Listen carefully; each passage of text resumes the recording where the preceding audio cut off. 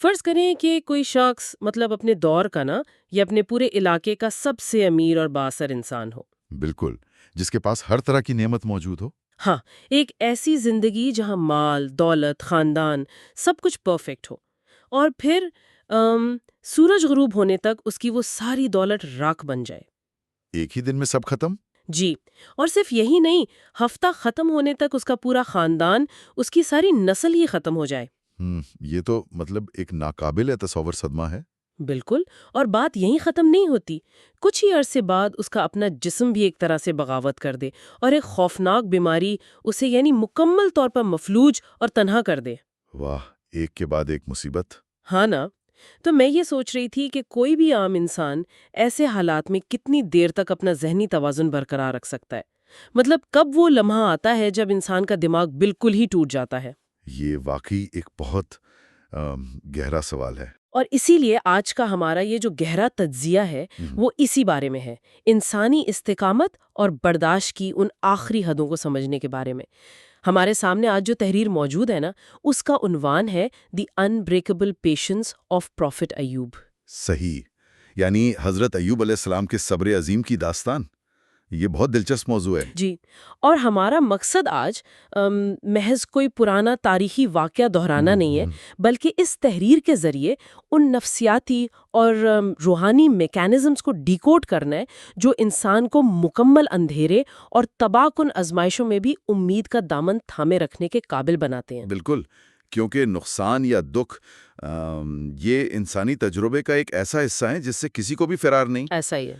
اور اس تحریر میں جس داستان کا تجزیہ کیا گیا ہے نا، وہ محض ایک نقصان کی کہانی نہیں ہے، بلکہ یہ نقصان کی ایک ایسی سیڑھی ہے جو قدم بقدم انسان کو اس مقام تک لے جاتی ہے جہاں بظاہر بچنے کی کوئی امید نہیں ہوتی۔ صحیح۔ تو یہ کہانی ہمیں بتاتی ہے کہ جب بیرونی سہاروں کا ایک ایک ستون گر جاتا ہے تو انسان کے اندر وہ کون سا ڈھانچہ ہوتا ہے جو اسے گرنے سے بچاتا ہے۔ اور اسی اندرونی ڈھانچے کو سمجھنے کے لیے نا ہمیں کہانی کی بالکل شروعات دیکھنی ہوگی۔ جی بالکل۔ ہمارے ذرائع بتاتے ہیں کہ حضرت ایوب علیہ السلام کی زندگی کا آغاز ایک انتہائی شاندار مقام سے ہوتا ہے۔ ہم یہاں کسی عام سی خوشحالی کی بات نہیں کر رہے۔ ہاں، وہ اپنے وقت کے امیر ترین لوگوں میں سے تھے۔ بالکل، تحریر کے مطابق ان کے پاس وسیع زمینیں، ہزاروں مویشی، بے پناہ دولت اور ایک بہت بڑا خاندان تھا۔ وہ معاشرے میں انتہائی معزز تھے، لیکن اس داستان کا ایک بہت اہم نقطہ یہ ہے کہ وہ اس بے پناہ دولت کے باوجود کسی بھی طرح کے غرور کا شکار نہیں تھے۔ بالکل نہیں تھے۔ ان کا شکر گزاری کا رویہ بہت ہی مثالی تھا۔ ہاں، تو کیا یہیں سے ان کی اس نفسیاتی عمارت کی بنیاد رکھی جاتی ہے؟ جی بالکل، اور تحریر اس بات پر بہت زور دیتی ہے کہ ان کی یہ شکر گزاری محض عام زبانی حد تک نہیں تھی۔ دیکھیں، جب کسی انسان کے پاس بہت زیادہ طاقت اور دولت آ جائے نا، تو وہ مغرور ہو جاتا ہے عموماً۔ ہاں نا، انسانی نفسیات کا عام رجحان یہی ہے کہ وہ خود کو ان چیزوں کا مطلق مالک سمجھنے لگتا ہے، لیکن ان کے ہاں یہ تصور بالکل مختلف تھا۔ اچھا، وہ کس طرح؟ وہ خود کو ان تمام نعمتوں کا مالک نہیں بلکہ صرف ایک امین یعنی ایک نگران سمجھتے تھے۔ یہاں ذرا رکتے ہیں۔ یہ جو آپ نے بات کی ہے نا کہ وہ خود کو امین سمجھتے تھے، کیا یہ واقعی عملی طور پر اتنا اہم ہے؟ یہ بہت اہم ہے، میں بتاتا ہوں کیسے۔ مطلب ہم آج کے دور میں دیکھتے ہیں کہ انسان اپنی پوری زندگی کا خون پسینہ ایک کر کے کئی سالوں کی محنت سے ایک بزنس کھڑا کرتا ہے۔ جی۔ اور جب وہ بزنس کسی معاشی بحران یا آفت کی وجہ سے ایک ہی دن میں تباہ ہو جائے، جیسا کہ اس تحریر میں ان کے ساتھ ہوا کہ قدرتی آفات اور حملہ آوروں نے ان کی تمام فصلیں اور مویشی ایک ہی جھٹکے میں ختم کر دیے، وہ ایک دم مفلس ہو گئے۔ بالکل، تو ایک عام انسان تو ایسی صورتحال میں پاگل ہو جاتا ہے، لیکن تحریر بتاتی ہے کہ اس شدید نقصان پر ان کا رد عمل حیران کن تھا۔ جی، انہوں نے ماتم نہیں کیا۔ ہاں، انہوں نے سجدہ کیا اور کہا کہ میں اپنی ماں کے پیٹ سے ننگا آیا تھا اور ننگا ہی واپس جاؤں گا، اللہ نے دیا اور اللہ ہی نے لے لیا۔ واہ، کیا کمال کے الفاظ ہیں۔ تو میرا سوال یہ ہے کہ کیا یہ رد عمل محض ایک نفسیاتی دفاعی نظام، یعنی جسے ہم ڈیفنس میکینزم کہتے ہیں، وہ نہیں ہے؟ اچھا، آپ کا مطلب ہے کہ یہ ایک طرح کا ڈینائل ہے؟ ہاں نا، مطلب کیا انسان اتنے بڑا صدمے سے بچنے کے لیے حقیقت سے انکار کا شکار نہیں ہو جاتا؟ یہ واقعی ایک بہت زبردست اور گہرا سوال ہے۔ بظاہر یہ ڈیفنس میکینزم لگ سکتا ہے، لیکن اگر ہم اس کی گہرائی میں جائیں نا، تو یہ حقیقت سے انکار نہیں ہے۔ تو پھر یہ کیا ہے؟ یہ دراصل حقیقت کو اس کی سب سے کڑوی اور اصل شکل میں قبول کرنا ہے، جسے ماہرین نفسیات ریڈیکل ایکسیپٹنس یعنی مکمل قبولیت کہتے ہیں۔ Radical acceptance. جی، ڈیفنس میکینزم تو انسان کو حقیقت سے دور بھگاتا ہے نا، جبکہ ان کا یہ جملہ کہ ننگا آیا تھا ننگا جاؤں گا، یہ تو حقیقت کا عین ادراک ہے۔ صحیح۔ اسے ایک مثال سے سمجھتے ہیں۔ یہ بالکل ایسا ہے جیسے کسی فلک بوس عمارت میں شاک ایبزاربرز لگے ہوں۔ مطلب وہ جو زلزلے کے جھٹکے برداشت کرنے والا نظام ہوتا ہے؟ بالکل وہی۔ جب اچانک تباہی کا زلزلہ آیا نا، تو یہ جو امین ہونے کا تصور تھا، یہ اس عمارت کے لیے شاک ایبزاربر بن گیا۔ واہ، کیا زبردست مثال ہے۔ اگر وہ خود کو ان چیزوں کا مالک سمجھتے تو چھن جانے پر ان کی پوری انا ٹوٹ جاتی۔ انہیں لگتا کہ میری چیز مجھ سے چھین لی گئی۔ ہاں، کیونکہ ہم چیزوں کے ساتھ اپنی پہچان جوڑ لیتے ہیں۔ بالکل۔ لیکن جب وہ خود کو محض ایک نگران سمجھتے تھے تو ان کا ذہن فوراً یہ پیغام دیتا ہے کہ اصل مالک نے اپنی امانت واپس لے لی ہے۔ اس زاویے کی تبدیلی سے صدمے کی جو تباہ کن شدت ہے نا، اس کا رخ مڑ جاتا ہے۔ صحیح، یعنی یہ ڈینائل نہیں بلکہ صورتحال کا ایک بالکل مختلف مطالعہ ہے۔ 100% ایسا ہی ہے۔ یہ سیسمک شاک ابزاربر والی مثال تو بہت واضح تھی، یعنی آپ کی پہچان آپ کے مال سے نہیں جڑی تھی، لیکن مال و اسباب تو پھر بھی بے جان چیزیں ہوتی ہیں نا۔ جی، وہ تو مادی چیزیں ہیں۔ انسان خود کو سمجھا سکتا ہے کہ آج گیا ہے کل دوبارہ کما لوں گا، مگر ہماری اس داستان کا اگلا مرحلہ ایک ایسی کھائی میں گرتا ہے جس کا تصور کر کے ہی جھرجھری آ جاتی ہے۔ جی، دوسری آزمائش۔ ہاں، مال کا جانا ایک بات ہے، لیکن جب بات انسان کی اپنی نسل پر آ جائے، تحریر کے مطابق یہ وہ آزمائش تھی جس نے پچھلے تمام نقصانات کو بونا کر دیا۔ بالکل، اور یہاں سے برداشت کا تصور ایک نئے اور انتہائی کٹھن مرحلے میں داخل ہوتا ہے۔ واقعے کی تفصیل کچھ یوں ہے کہ ایک دن ان کے تمام بچے ایک ہی گھر کی چھت کے نیچے جمع تھے، اور پھر اچانک وہ چھت گر گئی، اور ان کے سارے کے سارے بچے ایک ہی وقت میں اس حادثے میں وفات پا گئے۔ کوئی بھی شخص جو اس تحریر کو پڑھتا ہے وہ یہاں آ کے کانپ جاتا ہے۔ یہ ایک ایسا غم ہے جسے الفاظ میں بیان ہی نہیں کیا جا سکتا۔ جلا دینے کے مترادف ہے۔ بالکل ایسا ہی ہے۔ اور اس موقع پر تحریر یہ واضح کرتی ہے کہ وہ روئے اور انہوں نے آنسو بہائے، لیکن میرا سوال یہ ہے کہ کیا اس طرح پھوٹ پھوٹ کر رونا ان کے صبر کے دعوے کے خلاف نہیں ہے؟ یہ ایک بہت اہم نقطہ اٹھایا آپ نے۔ کیونکہ اکثر معاشروں میں، خاص طور پر ہمارے ہاں بھی یہ سمجھا جاتا ہے کہ صبر کرنے والا تو وہ ہے جو بس پتھر بن جائے۔ ہاں، جس کے چہرے پر کوئی جذبات نہ ہوں۔ بالکل، اور جو ایک آنسو تک نہ بہائے۔ تو کیا رونا صبر کے منافی ہے؟ دیکھیے، یہ ہمارے معاشرے میں پائی جانے والی ایک بہت خطرناک غلط فہمی ہے، اور یہ تحریر اس غلط فہمی کو بہت خوبصورتی سے توڑتی ہے۔ صبر کا مطلب جذباتی بے حسی یا پتھر بن جانا ہرگز نہیں ہے۔ صحیح۔ انسانی جذبات کا انکار کرنا تو مطلب انسانیت کی نفی ہے۔ ماہرین نفسیات بھی یہی کہتے ہیں کہ اگر آپ اتنے بڑے صدمے پر روئیں گے نہیں نا، غم کا اظہار نہیں کریں گے، تو وہ جذبات اندر ہی اندر زہر بن جائیں گے۔ وہ ذہن کو تباہ کر دیں گے۔ بالکل۔ حضرت ایوب علیہ السلام کا رونا ایک باپ کے دل کے پھٹنے کی انتہائی قدرتی اور انسانی حقیقت تھی۔ یعنی جذبات کا محسوس ہونا اور ان کا اظہار کرنا صبر کے منافی نہیں ہے، تو پھر صبر کی اصل تعریف کیا رہ جاتی ہے اس مقام پر؟ تحریر ہمیں سکھاتی ہے کہ صبر کا تعلق آپ کے بہنے والے آنسوؤں سے نہیں ہے، بلکہ آپ کے دماغ میں چلنے والی سوچ اور زبان سے ادا ہونے والے الفاظ سے ہے۔ اچھا، یعنی آپ کیا بول رہے ہیں اس حالت میں؟ بالکل۔ جذبات کا آنا تو ایک قدرتی عمل ہے، لیکن ان جذبات کی رو میں بہہ کر اپنے خالق کے فیصلے پر بغاوت کرنا، یا یہ سوال اٹھانا کہ میرے ساتھ ہی ایسا کیوں ہوا؟ جی، یا یہ کہنا کہ میں نے تو کسی کا کچھ نہیں بگاڑا تھا، مجھے یہ سزا کیوں ملی، یہ وہ مقام ہے جہاں انسان کا صبر ٹوٹتا ہے۔ تو انہوں نے غم منایا لیکن شکوہ نہیں کیا۔ بالکل، انہوں نے اپنے بچوں کے جانے کا شدید غم منایا، لیکن کائنات کے اس عظیم نظام پر اور بنانے والے کی حکمت پر شک نہیں کیا۔ غم کو محسوس کرنا اور اپنے عقیدے کو متزلزل نہ ہونے دینا، یہی صبر ہے۔ واہ، یہ نقطہ بہت اہم ہے کہ آپ اپنے انسانی جذبات کو دبائیں نہیں مگر انہیں خود پر حاوی بھی نہ ہونے دیں۔ لیکن بات یہیں تک محدود نہیں رہتی نا؟ جی، آزمائش کا تیسرا مرحلہ ابھی باقی تھا۔ بالکل، اور اب ہم تیسرے مرحلے میں داخل ہوتے ہیں۔ جب مال بھی چلا گیا، خاندان بھی ختم ہو گیا، تو انسان کی آخری پناہ گاہ کیا بچتی ہے؟ اس کا اپنا جسم۔ ہاں، اس کا اپنا وجود۔ لیکن جب وہ آخری قلعہ بھی اندر سے ڈھہ جائے تو کیا ہوتا ہے؟ نفسیاتی اعتبار سے دیکھا جائے تو یہ انسان کو مکمل تنہائی اور بے بسی کی آخری حد تک دھکیل دینے والا مرحلہ تھا۔ ذرائع بتاتے ہیں کہ حضرت ایوب علیہ السلام کو ایک انتہائی شدید اور تکلیف دہ بیماری نے گھیر لیا۔ یہ بیماری سر سے پاؤں تک پھیل گئی، اور اس کی وجہ سے ان کی ظاہری حالت بہت خراب ہو گئی۔ جی، اور یہ صرف جسمانی اذیت نہیں تھی، اس کا ایک بہت بڑا معاشرتی پہلو بھی تھا۔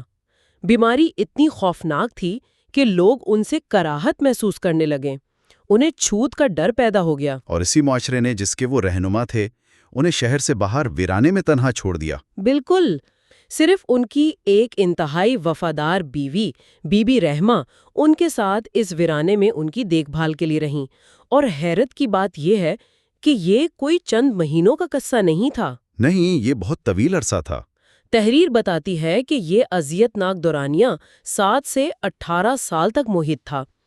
اتنی طویل جسمانی اذیت اور تنہائی، یہاں آ کر میرا ذہن ایک سوال پر الجھ جاتا ہے۔ جی پوچھیے۔ وہ ایک نبی تھے نا، ایک خاص روحانی مقام پر فائز تھے، تو جب ان کے پاس براہ راست اپنے رب سے مانگنے کا اختیار تھا تو انہوں نے اتنے سالوں تک شفا کی دعا کیوں نہیں مانگی؟ یہی وہ مقام ہے جو اس پوری داستان کا مطلب سب سے گہرا فلسفیانہ نکتہ ہے۔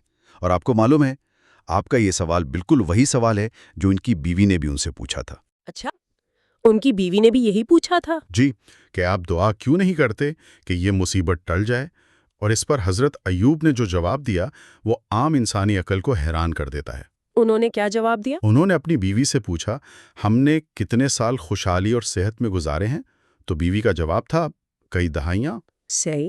تو انہوں نے فرمایا کہ مجھے اپنے رب سے یہ کہتے ہوئے شرم آتی ہے کہ وہ اس مصیبت کو دور کر دے، کیونکہ میری مصیبت کے سال اب یہ میری خوشحالی کے سالوں سے بہت کم ہیں۔ ایک منٹ، یہ تو ایک طرح سے مکمل ریاضیاتی یا حسابی نقطہ نظر ہو گیا نا؟ بظاہر ایسا ہی لگتا ہے۔ مطلب وہ شدید جسمانی اذیت میں مبتلا ہیں، ان کے جسم پر زخم ہے، وہ چل پھر نہیں سکتے، لیکن وہ اپنے دماغ میں یہ حساب لگا رہے ہیں کہ چونکہ میری پچھلی زندگی کے سکھ کے سال زیادہ تھے تو موجودہ دکھ کے سال ابھی کم ہے، اس لیے مجھے شکایت کرنے کا حق نہیں بنتا۔ جی بالکل۔ کیا یہ ایک طرح کی انتہائی درجے کی، جسے ہم ہائپر ریشنالٹی کہتے ہیں، وہ نہیں ہے؟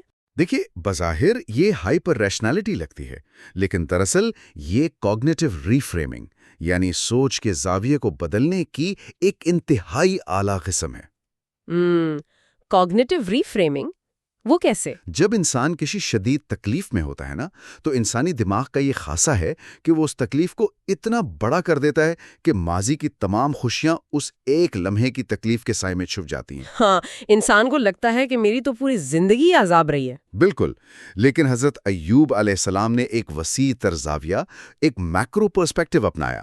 انہوں نے اپنی موجودہ تکلیف کو اپنی پوری زندگی کی ٹائم لائن پر رکھ کر دیکھا۔ اچھا، تو جب انہوں نے اسے ماضی کی ان گنت نعمتوں کے مقابلے میں تولا تو انہیں وہ تکلیف چھوٹی نظر آنے لگی۔ یہ وہ مقام ہے جہاں انسان صرف اسی وقت شکر گزار نہیں ہوتا جب اسے کچھ مل رہا ہو، بلکہ وہ پرانی نعمتوں کو یاد رکھ کر حال کی تکلیف پر راضی رہتا ہے۔ واہ، یہ سوچنے کا وہ انداز ہے جو تکلیف کو کم تو نہیں کرتا، لیکن اس تکلیف سے پیدا ہونے والی مایوسی کو بالکل مار دیتا ہے۔ 100% درست۔ یہ بات واقعی زاویے بدل دیتی ہے، لیکن بہرحال ہر جسمانی اور ذہنی برداشت کی ایک حتمی حد تو ضرور ہوتی ہے نا۔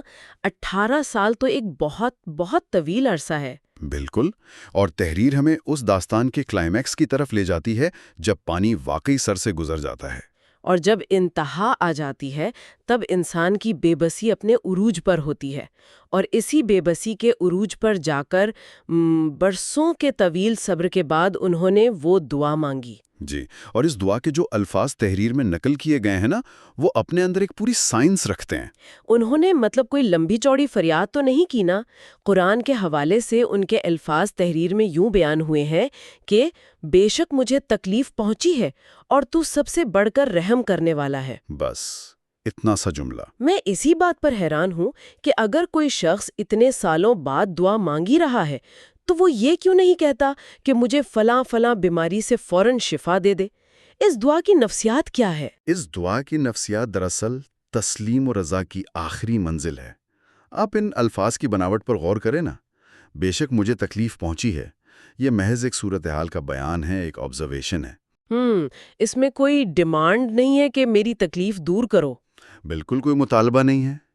اور اگلا حصہ، اور تو سب سے بڑھ کر رحم کرنے والا ہے۔ اس کا مطلب ہے کہ انہوں نے اپنا مسئلہ اپنے خالق کے سامنے رکھ دیا اور اس کا حل کیا ہوگا، کیسے ہوگا، یہ مکمل طور پر خالق پر چھوڑ دیا۔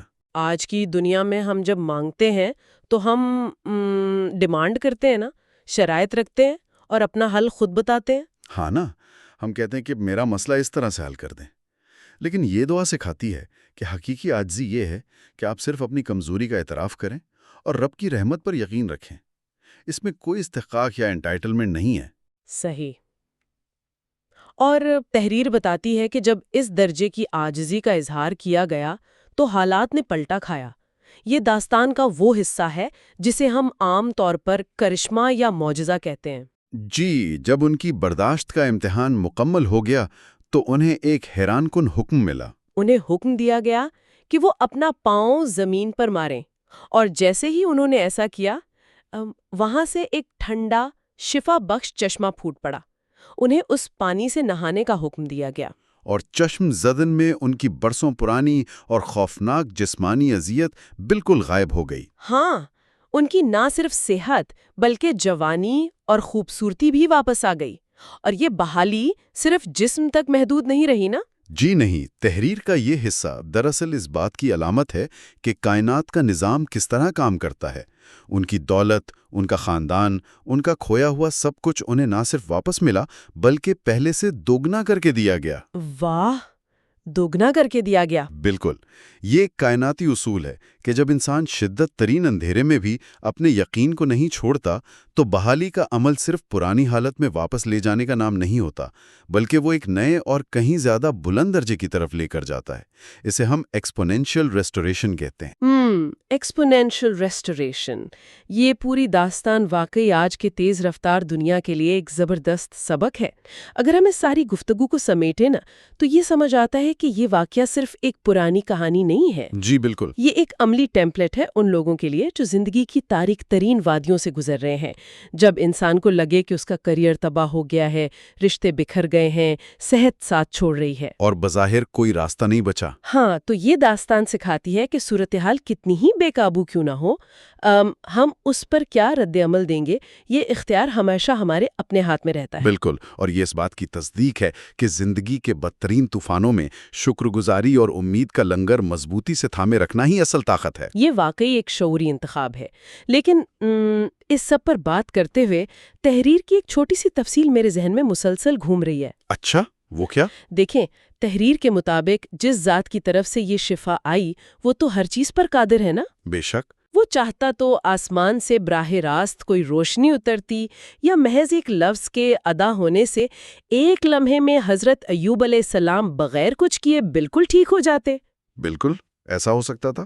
لیکن اتنی شدید بیماری، سالوں کی کمزوری اور مکمل طور پر مفلوج ہونے کے باوجود حکم یہ دیا گیا کہ خود اپنا پاؤں زمین پر مارو۔ یہ بات مجھے بہت گہری لگتی ہے۔ یہ بہت اہم نقطہ اٹھایا ہے آپ نے۔ کیا یہ تفصیل ہمیں یہ سوچنے پر مجبور نہیں کرتی کہ کائنات کی بڑی سے بڑی غیبی مدد یا بڑے سے بڑے کرشمے کی تکمیل کے لیے بھی انسان کی اپنی طرف سے کی جانے والی ایک عملی کوشش بہت ضروری ہے؟ بالکل، ایک قدم تو انسان کو خود اٹھانا پڑتا ہے۔ ہاں نا، آپ چاہے کتنے ہی بے بس ہوں، کتنے ہی ٹوٹے ہوئے کیوں نہ ہوں، مگر کیا شفا اور نجات کا پہلا قدم، چاہے وہ زمین پر ایک کمزور پاؤں مارنا ہی کیوں نہ ہو، وہ ہمیشہ ہمیں خود ہی اٹھانا پڑتا ہے۔ اور مجھے لگتا ہے کہ اس تجزیے کے ختم ہونے کے بعد بھی یہ وہ سوال ہے جو ہم سب کو سوچنا چاہیے۔